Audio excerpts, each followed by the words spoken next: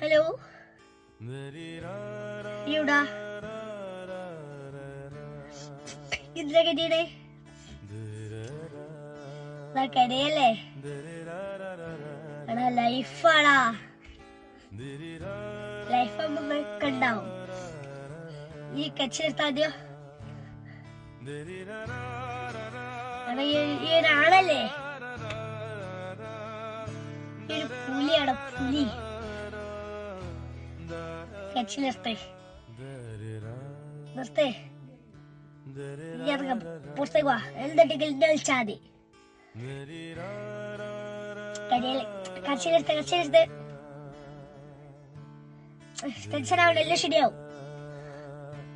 നോക്ക്.